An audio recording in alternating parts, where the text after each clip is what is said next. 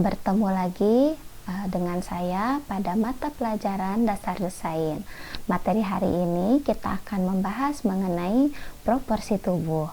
Sebelumnya kita akan membahas dulu apa itu bentuk tubuh dan hubungannya dengan dasar desain. Kita dapat lihat pada layar berikut ini. Nah, bentuk tubuh ini sebenarnya akan mencerminkan proporsi tubuh. Nah, proporsi akan sesuai dengan bentuk tubuh yang akan kita gambar. Jika proporsi sudah tepat sesuai dengan bentuk tubuh, maka kita akan dapat mendesain busana yang tepat pula sesuai dengan bentuk tubuh si pemakai. Kemudian, jika desain busana sudah tepat sesuai dengan bentuk tubuh dan proporsinya, tentu hasilnya akan membuat kualitas penampilan menjadi meningkat. Nah, sehingga bentuk tubuh dan proporsi kita harus sangat memahami dalam mendesain busana. Kemudian, apa saja bentuk-bentuk tubuh? Kita lihat, yang pertama ada bentuk apel. Nah, bentuk apel ini kita lihat memiliki bahu yang terlihat lebih lebar dari panggul. Kemudian, pinggang terlihat lebih lebar dibanding dengan pinggul atau garis pinggang yang kurang terlihat jelas. Nah, ukuran lingkar dada, lingkar pinggang, dan lingkar pinggul biasanya hampir sama. Terlihat ya dari siluetnya. Perbandingannya pun tidak jauh beda, yaitu perbandingan bagian dada, pinggang, dan panggul adalah 4:4:3. Kita lihat. Nah, kemudian yang kedua, ada bentuk apa lagi? Ada bentuk buah pir. Nah, kita lihat penjelasannya. Bentuk tubuh buah pir memiliki ukuran pinggang lebih besar dari dada, lebar bahu lebih sempit dari lebar pinggang, dan memiliki bokong yang tampak berisi. Nah, ini terlihat ya, siluetnya itu lebih besar di bagian bawah. Nah, jadi bagian bawah itu mungkin akan terlihat berotot. Nah, perbandingan antara bagian dada, pinggang, dan panggul adalah 3:2:4. Kemudian bentuk tubuh lainnya yaitu bentuk jam pasir. Nah, kita lihat penjelasannya. Nah, bentuk tubuh jam pasir ini terlihat lebih ideal ya, karena perbandingan bagian atas, tengah, dan bawah itu sangat seimbang. Nah, tubuh yang melengkung dalam artian curvy, jadi memiliki rasio antara payudara, pinggang, dan panggul itu 4:2:4. Nah, dengan proporsi ini terlihat sangat jelas ya bahwa bentuk tubuh ini sangat seimbang. Kemudian ada lagi yang disebut dengan bentuk persegi. Bentuk persegi panjang ya terlihatnya. Kita lihat penjelasannya. Nah, bentuk persegi panjang ini memiliki ukuran bahu dan pinggul yang hampir sama. Pinggang tampak tidak terlalu kecil dan hampir sejajar dengan pinggul, dan terlihat lurus baik ke atas maupun ke bawah.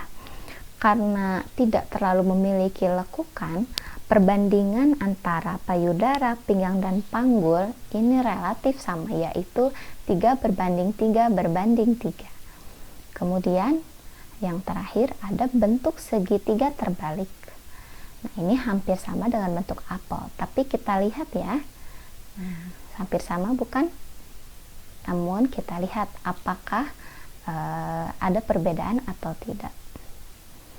Nah, bentuk tubuh segitiga terbalik biasanya memiliki bahu yang terlihat lebih lebar dibandingkan dengan pinggul dan bokong. Bentuk tubuh ini seperti terlihat atletis karena bagian atasnya itu sangat lebar, namun di pinggulnya mengecil. Nah, jika dilihat berarti perbedaannya antara yang apel itu bagian bawahnya masih sedikit lebar, sedangkan untuk bagian segitiga terbalik ini sangat kecil, mengecil.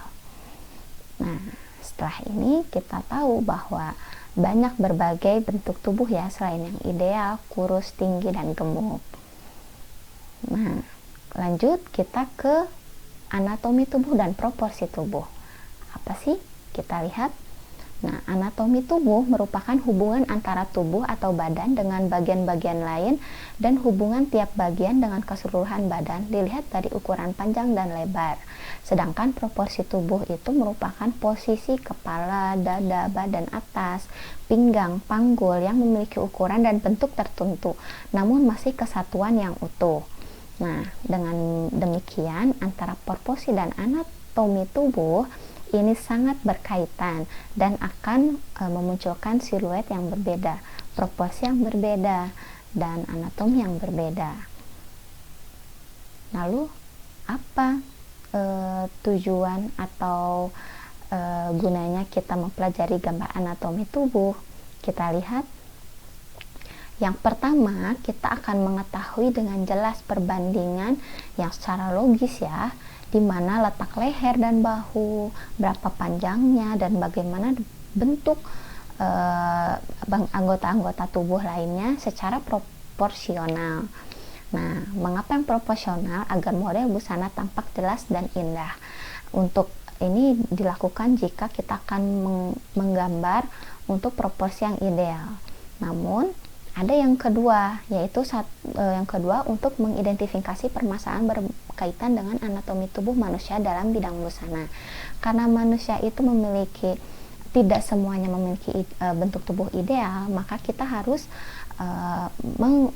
menutupi kekurangan tersebut agar tetap tampil maksimal. Dan yang ketiga, mengoreksi jika terjadi gambar yang tidak proporsional. Nah, ini tentu jika kita menggambar dengan proporsi yang ideal ya, jadi kita mengenai ukuran yang sebenarnya. Oke.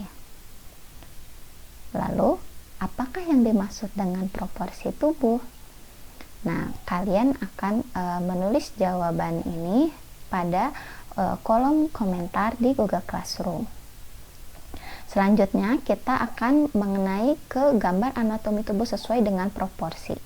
Nah, biasanya untuk menggambar proporsi tubuh yaitu 8,5 kali tinggi kepala, dan perbandingan menurut gambar desain busana itu 9 kali tinggi kepala. Ini kita lihat yang 8,5 kepala, dan sedangkan ini yang 9,5 kali tinggi kepala, dan yang ini adalah 10,5 kali tinggi kepala. Ini biasanya untuk yang tubuh sesungguhnya. Yang kedua dan ketiga adalah untuk fashion ilustrasi. Namun yang untuk fashion ilustrasi ini bisa kita gambar hingga mencapai 12 kali tinggi kepala. Nah, untuk menggambar proporsi tersebut kita menggunakan rangka.